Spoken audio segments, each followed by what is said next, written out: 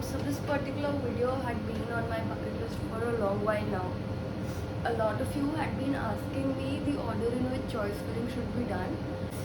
Like the most important criteria of all the criteria that exist in the world should be, I think, toxicity. You should inquire properly about the place because people will fill according to the stipend and the bond. But if you see, like Gujarat, they do not have bond in the All India seat, and their stipend is also 90,000. But then one of my friends, she had picked up a Gujarat seat in first round, and she was saying nobody was even telling her the directions to the department in her language or in English. And we all know, like BGMC Ahmedabad is very famous.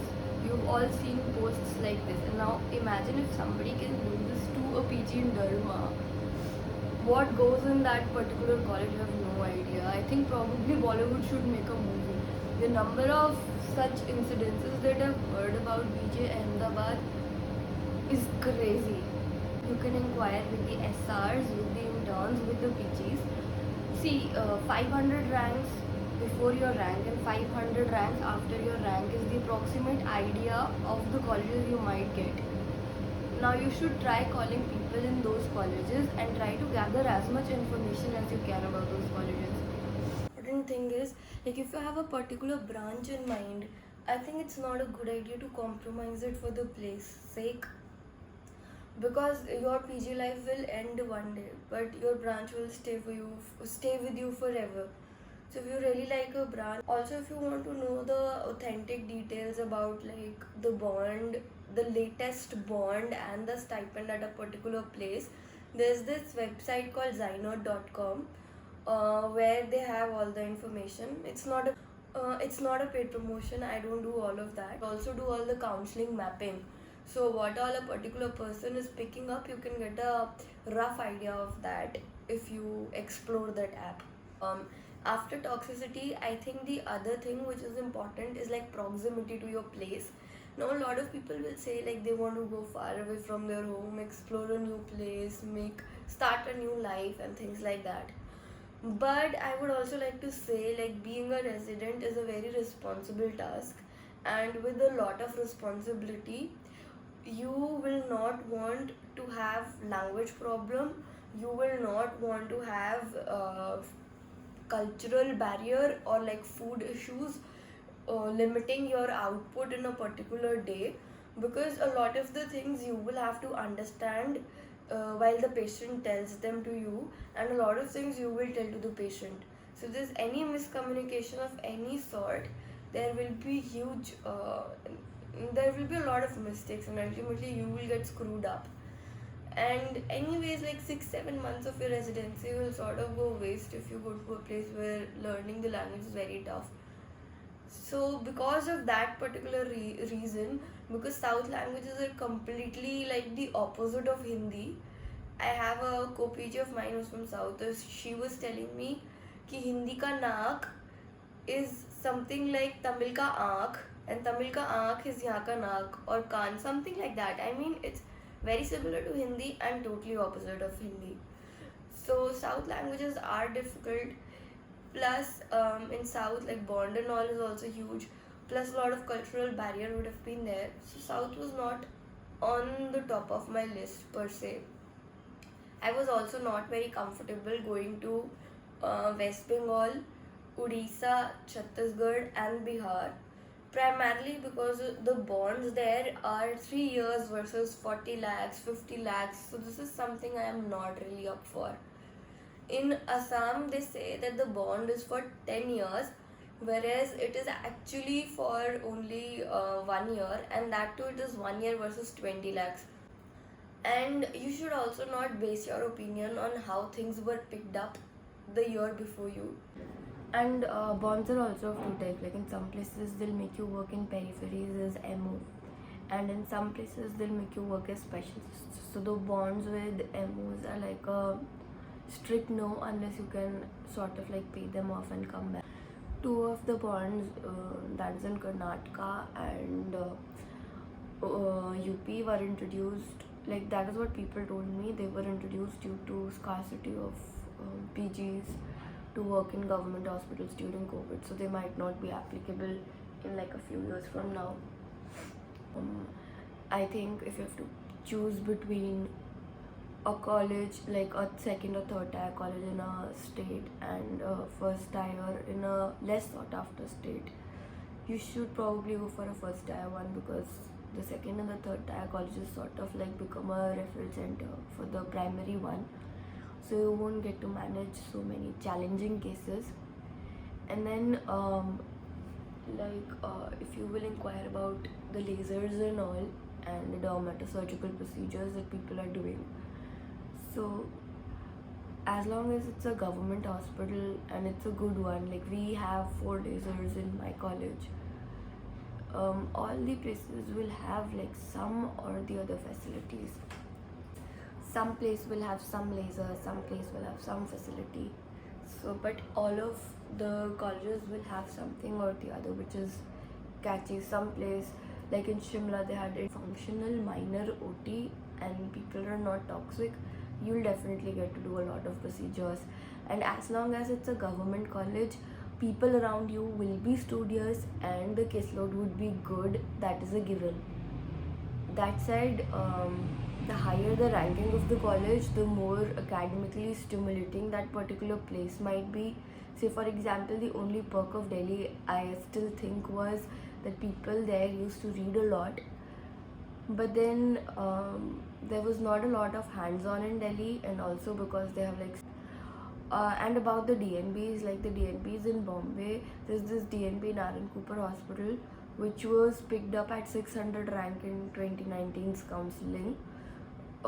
It's like a very great college, and it's in a very posh area in the city, and they do a lot of procedures and everything.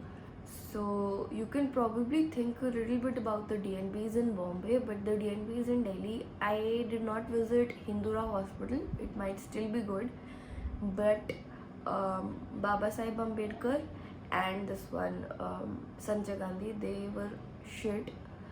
And order of choice filling, if you would ask me, I would recommend that you fill Bombay before Delhi. People will fill according to the bond and stipend, but I think Bombay is the only place where they're processing their own histopathological slides, and a lot of your diagnosis will depend on that. Plus, the amount of dermatosurgical procedures that they are doing is much more than Delhi. I think the only perk of Delhi is, besides the bond and stipend, is that it's very intellectually stimulating and it's a great place to have fun. Otherwise, I think if you have to go learning wise, which is a better way to go about it, I would prefer KEM and LTM and all the Bombay colleges before the Delhi colleges. Then you can probably, like after Bombay, you can start filling Delhi, and in Delhi we know that MAMC will be filled first, and then people usually pick up VMMC and RML, and then UC and LH subsequently.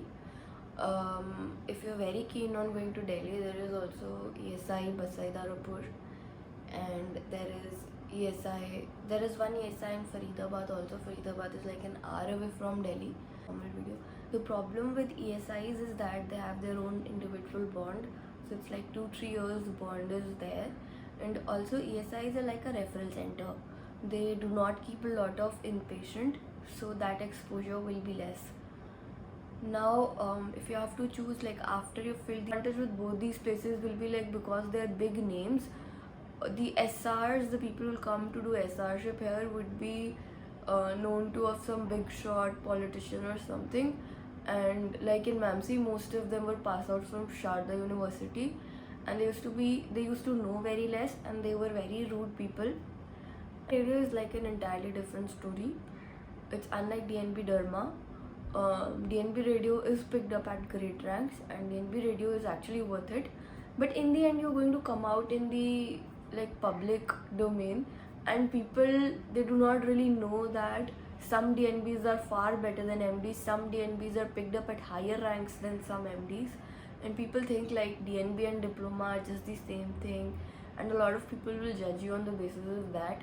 So I think it's a better option to pick up MD wherever you get and then do SRship wherever you want. Like say for example, there's a private college, there's a private hospital, big private hospital with all the machines that you want to work with, and there's a DNB seat that they have. So you can go and work there later on after you're done with your MD. So I think the first priority should be to get an MD seat, and then you can do SRship somewhere. So people say that PGI will like reduce the value of GMC Chandigarh, but I think you can also see it like you'll have a lot of conference opportunities, sort of mixing opportunities with the PGI people. You might get to attend conferences and all at PGI. I would have considered. Then I would have considered like Rajasthan. On paper the bond is 5 years, but in actuality they do not make you do the bond. But Udaipur and Ajmer colleges, they're not like very good. You can go to their websites and check out, like they do not have a lot of facilities, plus the departments are new. And but SMS Jaipur I would probably have considered because it's a big name, but they had 0 UR seats again. They had total 80 Derma seats last year, and last year they had 140 Derma seats. Almost around 10-20 seats would have got added. So instead of 160 seats that I would have got to pick from, I got to pick from only 80 seats. That went through the worst possible situation. Even the cutoff this year is half of what we had last year. So Himachal mein Shimla and Tanda. So Himachal does not have a lot of private colleges, private hospitals. So both the government colleges have a good caseload, plus they're doing a lot of work, and both of them are good. You take stipend, you won't have to do the bond, and 3 years they will pass like anything. So it's fine only. I think you can go for those colleges. Now in Punjab, GMC Amritsar, I think you can fill. Punjab has little bond and it's fine only. I heard of any particular problem with any college in Punjab, but yeah, GMC Amritsar, one of my friends, she was about to fill that college. She was saying that there is like a lot of toxicity there. I don't know, you will have to inquire about it. Now MGM Indore also, somebody was telling me that the consultants were not stable and everything, but they are stable now. So that also you can inquire. And for every particular college, like in some college some branch might be good, but some branch might not be good at all. So you have to inquire about that particular college and about that particular branch well in advance, because I think the kind of counseling they will have this year, you will not get a lot of chances to change your options. And Vardhan, here we have a functional. And now about the place where I am doing my PG from. Okay, you should also not go according to how choices were filled the year before. For example, somebody was telling me that RIMS Imphal is a so-called central institute, and it was picked up at a higher rank in 2019. But the person who picked it up told us that for 6 months during COVID, the Derma department was shut down with locks, because there were no patients at all. So in a lot of places in Northeast, even in NICRIMs, they do not have stable faculties, and the caseload and all might be very variable too. Bangalore and all I think is very good, because Bangalore is like a hub for a lot of fellowships like Bombay. So Bangalore and Bombay I think are good options. Gujarat is not a good option at all. Maharashtra we have covered. UP also, like I would like you to, like when you call somebody and inquire about your particular college, these are the lines on which you can ask questions. Like you can ask the caseload, which is also reflected in the number of PG seats that a particular place has been allotted, whether the faculties are stable or not. Any government college will have at least 3 faculties if they have an MD seat, And if it's a government college which is like free for which is providing most of its services free of cost, caseload is sort of a given, but you should still inquire about it, because in some places of India there might be exceptions. So one of my friends, she even told me, like, if you go to a place, it should be proximal to an airport. I did not really understand its importance earlier, but sometimes, like, you might really feel like going home, you might really feel like meeting your friends, you might feel homesick. So having an airport close by will be like a boon during one of those days. So a bit about how derma is at my place.